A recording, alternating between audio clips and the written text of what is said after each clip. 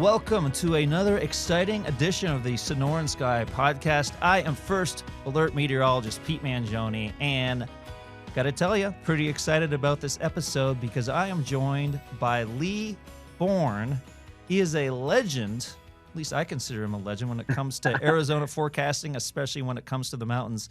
Lee, for people that are listening and are from Arizona or have lived here for many years, they probably have heard your name, but just as refresher, can you just walk me through your career in Arizona when it comes to weather forecasting and the different places you've worked and all that fun stuff? Well, yeah. Good morning, Pete. Been forecasting here in Arizona since 2001. Moved here from the Bay Area and sitting on my deck here, same house for almost 25 years now. Moved here to take a television broadcasting meteorology job at KN, KNAZ, Channel 2, NBC here in Flagstaff. And I was a chief meteorologist here in Flagstaff on NBC for 8 years before they picked up and left.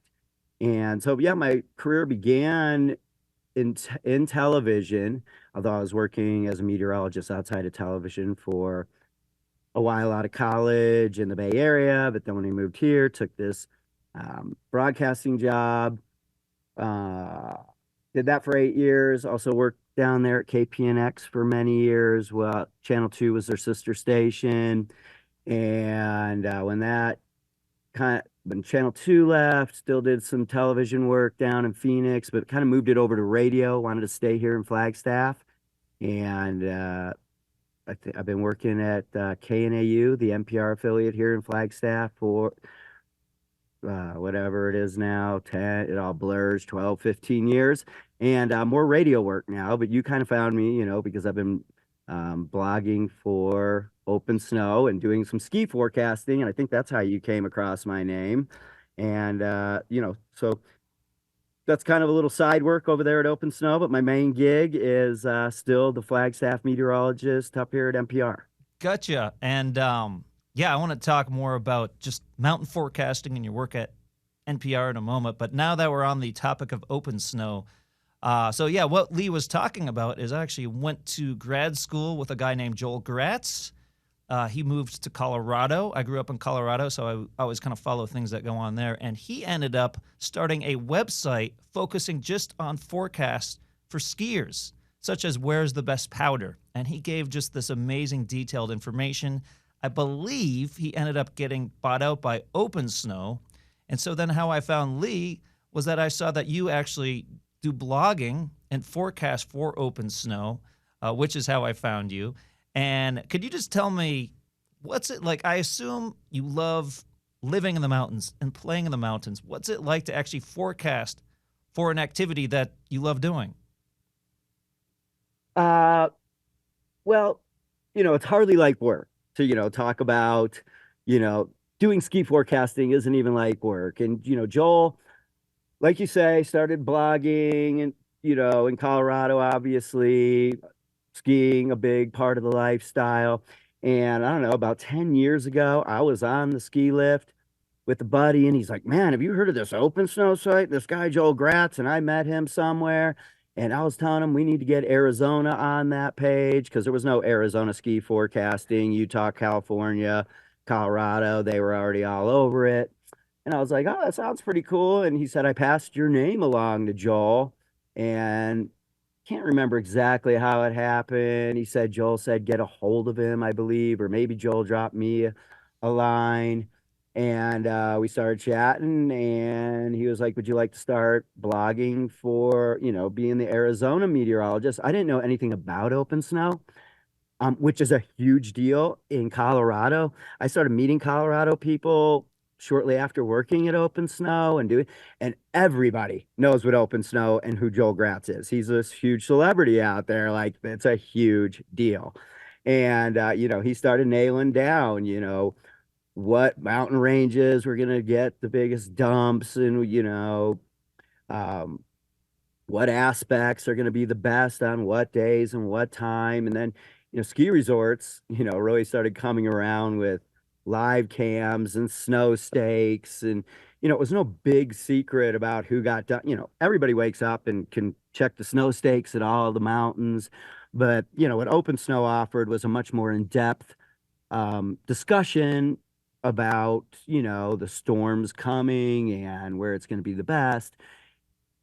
Kind of why I even got my meteorology degree in the first place back in the 90s was kind of, I was really into surfing and really into skiing. And I thought, man, I could know before anybody and just, you know, be at the right beach at the right time or the right mountain, the right morning, and nobody's going to be there. But, with the world of the internet and, with the world of the internet, kind of being the first guy there was not such a thing anymore. There's so much information being shared. So, um, so I started, I met Joel, started blogging for Arizona, and it's been a done deal since then. It's just, I believe Joel founded Open Snow. It's his company, and it's kind of based on, you know, Surfline, which is a very successful surf online company, very similar to Open Snow, but all about where the waves are. And, there's a wave cam at every single beach up and down every coastline in the world now. And, they had a bunch of meteorologists telling surfers about the swells. And there was, surfers weren't all that psyched on um, their home break being shared and a camera being there, and everybody from the valley coming to hit their home break because the information's out there every day. And it's kind of the same thing we deal with a little bit in ski blogging. It's like, how much do I want to tell everybody that tomorrow's going to be the day, because I want it to myself? But it's what we do. It's the world of technology now. And Open Snow has really taken, you know, ski forecasting into another world. And for the winter enthusiasts, the information is abundant. And, Open Snow not only has meteorologists like myself working there, it's a world of information um, about, water content in the snow, graphs about, graphs of every single ski resort and the quality of the snow, and the, comparatively the snow depths and the base. I don't know. It's just so much information, more than you could spend many, many hours checking out your favorite resort. Or if you're a powder chaser, the information's out there for you. For sure. That is so cool. And yeah, and I apologize if I got that wrong. I think now what you're saying makes sense. I think Joel called it something different when he started the company, maybe Colorado Powder Forecast, and then may have changed the name to Right. Open Snow. But yeah, Yeah, that was he before started my it. time. Okay. Yeah. Well, either way, very cool that you're involved in that. I want to change topics a little bit now and just talk about sort of Arizona mountain forecasting, because I think especially as we enter the monsoon season and you have a high number of days that at least have a chance of a thunderstorm, I'm sure you get questions from people. Can I go on a hike today? Can I do something outside today? How do you communicate that risk and uncertainty with the challenge of forecasting in Arizona's mountains? Um, well, I'm sure you get asked all the time too, probability of precipitation. The Weather Service talks a lot, and 20% chance of thunderstorms today, 30% chance of thunderstorms. What exactly does that mean? And it is still even kind of vague for me as a forecaster. And even some of those guys over there, it's a little vague for them too. They kind of say 30% means 30% of your area is going to see a thunderstorm, which is one way to think about it. As a forecaster, I never talk in probabilities and chances. I feel like it's a pretty weak way to talk about thunderstorm chances. I am like, there is going to be scattered, widespread, isolated showers and thunderstorms today, particularly over the mountain regions. I think most outdoor enthusiasts realize when you're hiking a mountain in the middle of the monsoon, if there's a chance of monsoon showers and thunderstorms, you get on it pretty sunrisey and get off the mountain because that's where they pop off pretty quickly in the morning, at least up here at the San Francisco peaks. And, you know, on the most typical of monsoon days, which, typical doesn't really happen all that often, but they bubble over the mountain first, right behind me. By here in a few weeks, I can start to see the cumulus buildups right over the San Francisco peaks by 10 or 11, blue skies at my house. By 11 or 12, you start hearing the rumbles over the mountains. It does its thing, then it spreads off the mountain and down into town and off the Mogollon Rim into the South Central deserts as we get into the evening. But, you know, I'm not telling people what to do or what not to do, but if I say it's going to be an active day of monsoon thunderstorms, I'm hoping you get the picture. And, a lot of hikers, mountain bikers, people outside using our outdoor space. People up here get it because it almost happens on the daily basis. Get it in, get it out before it starts getting dangerous by late morning, afternoon. And, most people get the picture on those forecasts. But, if it's going to be an active monsoon day, maybe stay it. Don't go hitting the mountain. I think you just said something really important because I'm sure you get the question, should I go hiking today or not? And what you're saying is you give them the risk, but ultimately the decision is up to them about their risk tolerance, correct? Absolutely. I mean, I can't tell you what to do. It's up to you. But I mean, everybody up here's got a story of getting stuck in a pretty heavy, scary monsoon thunderstorm situation in the middle of the mountain. And nothing puts the fear of God in you like bolts coming down everywhere and hail. I mean, you are trying to get off that mountain by as fast as you can. And you want to try to avoid that situation. So when, sometimes I see media outlets down there, the monsoon meter, a very simple way for the public to understand.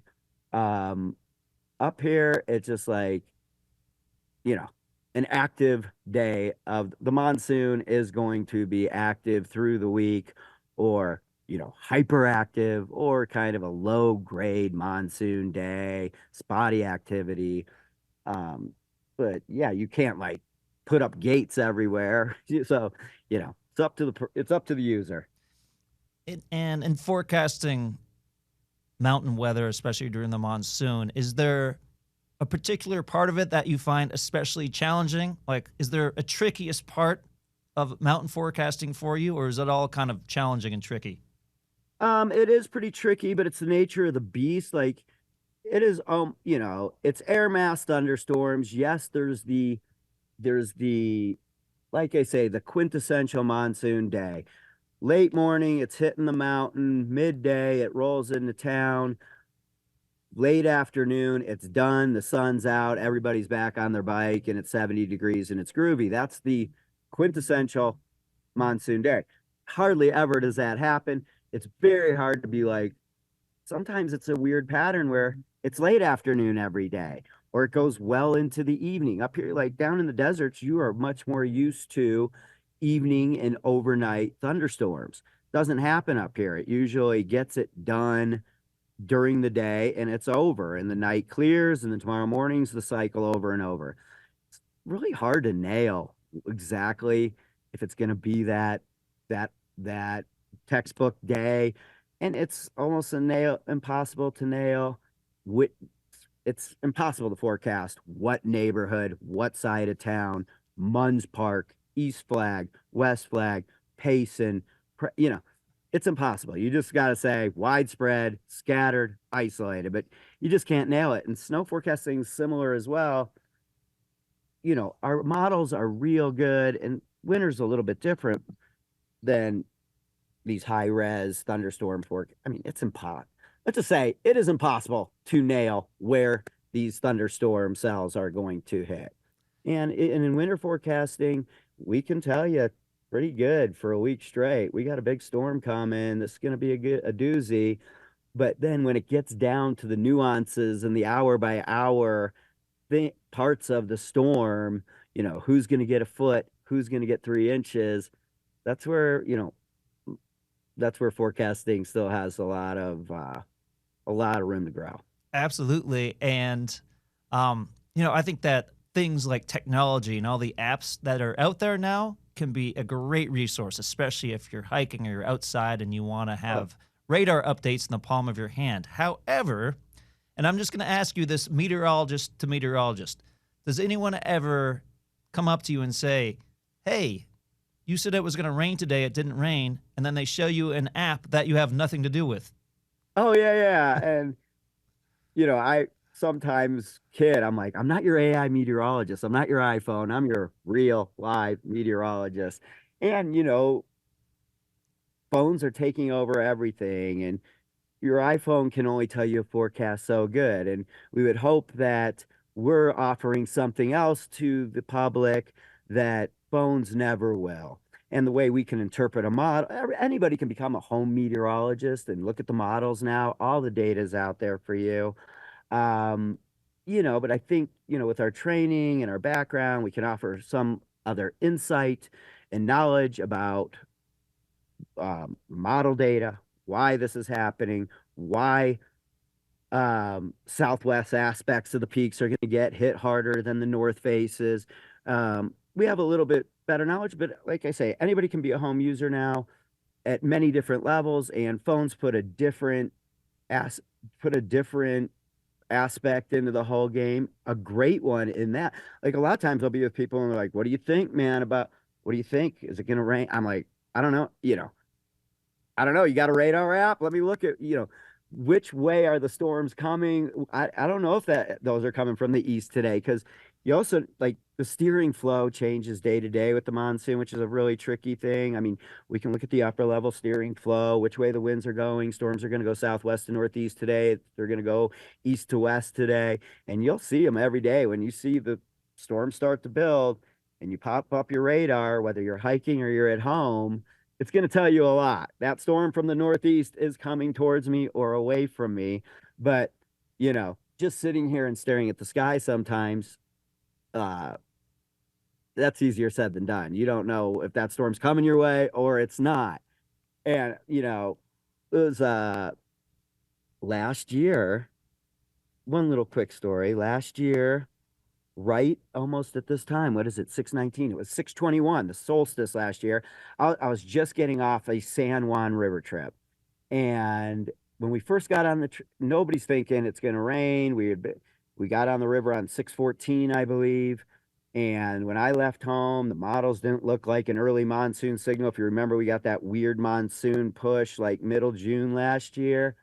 And the last 2 or 3 days, we just started getting hammered, and everybody's like, "What's up?" I'm like, "I don't know. When I left home, I didn't see this happening, and I don't have a radar app on me." Right. And the day we got off the river, we were at Clay Hill. It's where you take off the San Juan, right there at Lake Powell. And we're at the boat ramp in the middle of the desert. And there's this beautiful supercell building over Lake Powell. And it was a gorgeous thing. And it was giving us great shade. And everybody's making, and we were breaking down the boats. And people are like, "What do you think of that storm?" And I'm like, "It's really pretty. I don't know." And it was like starting to just get like turquoise and purple and pink. And all of a sudden, the cars are packed. We're like, "All right, everybody, have a good day." Right then, get in the cars, and it's full on golf ball hail assault. If you remember that severe weather event last summer on 621, golf ball hail, Lake Powell. It was really neat to talk about, but being in it was intense. I mean, just full on golf ball assault on my car. Just blah, blah, blah, blah, blah, blah, blah. My car's ruined. This goes on for 20 minutes. We're 20 miles into the desert, and we try to race out of there through flash floods and all this. And, the San Juan, it was crazy. I think the river gauge there at Mexican Hat, jumped up to 21,000 from like 3,000 when we were coming out. It was flash flooding down there. Anyway, it was totally crazy. But the point of point of the story is I'm sitting here watching that storm. I didn't know if it was coming my way, that way, watched it build for 2, 3 hours, but without a radar in my hand, I don't know what's going to happen. I've been there before. When Yeah. I was living in Rhode Island, we were playing in a softball game. Same thing. Storms were blossoming. I'd left my phone in my car, didn't have access to radar, and it's hard just to make a call when you're standing there looking at the storm, even though we have looked at these storms for years. I know. It's tricky. I know. It wasn't moving. It was just kind of doing its Yeah. thing like 10 miles away. And then boom. And, they're like, what do you think? I'm like, I don't know. Yeah. It is kind of tricky, but the beauty of those apps, to your original point, every outdoor user should have their phone, in a thunderstorms, particularly in the monsoon. You know where you are, you see which way they're coming or going, and it's very, very useful. On the other hand, trying to get all your weather from your iPhone isn't going to work out all that great all the time. That's true. And I'll just do a little plug for our station here. So my favorite app and the one I think you should use is the AZ Family First Alert app. Lee, do you have, an app that you recommend that you find particularly useful, or does it think if you For have radar, I use my radar. Yep. Um, Although it's kind of gotten a little clunky now because they're trying to raise money and make you pay, but it's still a very, very user friendly. Zoom in, see those cells, see where you are. Um, I like my radar, but there's so many out there, and everybody's all, "Hey man, you tried Windy or this or that?" And I'm just like, dude, I spend all day on my computer. I very rarely am like looking at weather on my phone. More or less, I mean, I'm looking at radar on my phone mainly for monsoon thunderstorm cells in motion. Right.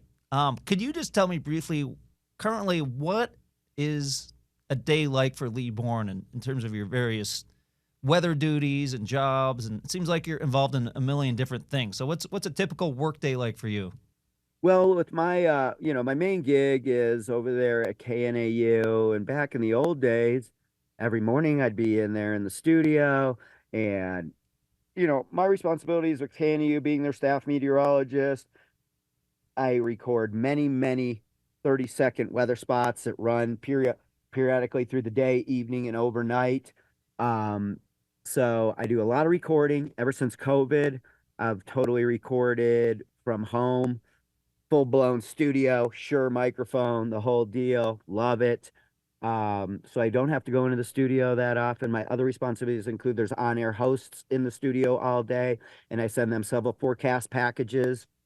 Um, so like when I get done here with you, I'll start working up the afternoon forecast package for our afternoon host when she comes in. She won't have That's not her responsibility. She just goes and deals with news and blah blah blah blah. She knows in her inbox she'll have a pretty little temperatures for every town in northern and central Arizona and a perfect little blurb to say that is catered for radio. She doesn't have to go to the forecast discussion and get their little thing because I think we're the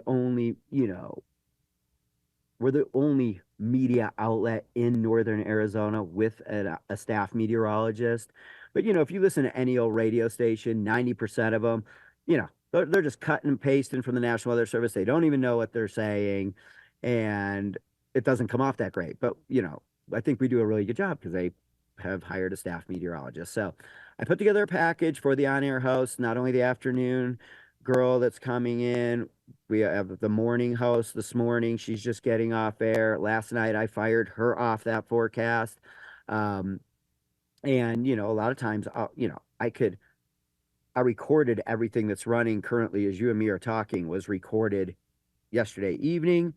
Although there's certain situations where I will wake up early to make sure there is 6 inches on. I can't be like, and it was a really snowy overnight, and it wasn't. So I have to wake up and lay eyes on that. But sometimes it feels like Steve Martin in LA Story. Son, I can bail until Thursday. But anyway, Terrific movie, by the way. oh, LA Story. terrific.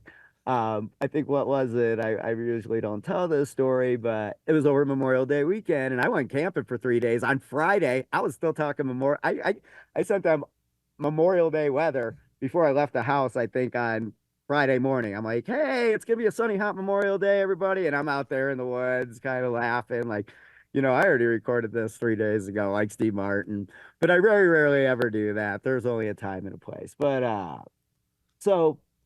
I have, several hours of responsibilities with NPR, not only sending them the forecast package, doing a lot of recording.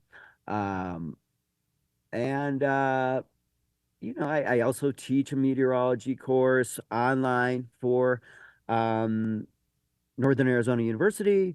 Right now, I have no open snow responsibilities, but in the winter, I would be several days, at least a week. I spend an hour or so writing up the ski forecast for Arizona, which, but we'll talk about that in a second. My responsibilities as being a ski forecaster here are like this compared to these guys trying to do the Rockies or the Wasatch or Tahoe. They have so much to talk about.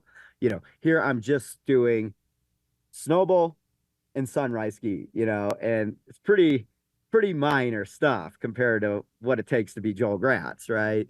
So I just kind of piece it together. But my main gig is KNAU. And for many years I would do live remotes for KPNX when it was dumping up here, but I haven't done that in many years because I was just kind of over that, waking, whatever. That's a whole nother story. But Lee, I wanted to well, if you're listening, you did not see this. If you're watching this podcast on video, you may have noticed Lee has a forecasting buddy sitting in the background, a very cute buddy. What is your dog's name? This is CC. CC. Okay, well, if you're only listening, I'm just going to let you know CC is very adorable and looks very weather aware. Yeah. And, she's, we call her a res dog. There's lots of mutts that come off the reservations up here, and she's got that classic look. She's a sweet dog. Kind of what do you call it? Um, you know, a shot. What's the word? Like Australian, like a healer dog. But she's Gotcha. got a very, very thick coat. And so when it gets hot, like, she loves to get outside with me and do a bike ride or a run, but she doesn't do great with the heat. And I know, you know, you guys are kind of laughing at our heat, but when it's 80 plus up here, this dog just wants to laze around. Love it. All right, Lee, we have a few minutes left. Is there anything you wanted to hit on or discuss before we end this podcast? Nothing really for you. Other than, I do think it's kind of interesting with the ski forecasting for us here in Arizona that, you know, many people don't even know we ski here in Arizona. Maybe your listeners are aware. I'm sure many of them are. We have a almost 13,000-foot volcano here and incredible skiing. Live here because of the Arizona Snow Bowl. If there was no skiing, I probably wouldn't have been in Flagstaff for 24 years. It's part of our lifestyle in the winter. I'm thrilled to be part of it.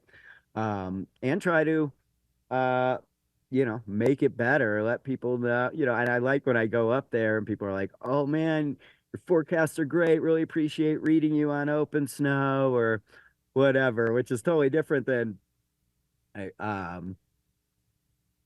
always appreciate when people like my forecast or whatever and have something good to say about it. Uh, but yeah, I mean, for like, Open Snow is a great resource for skiers, but blogging for us here in Arizona, uh, yeah, it's just not quite as complex as some of these other guys have it. For sure. Well, Lee Bourne, thank you so much for joining us. I had a great time talking meteorologist to meteorologist in this conversation.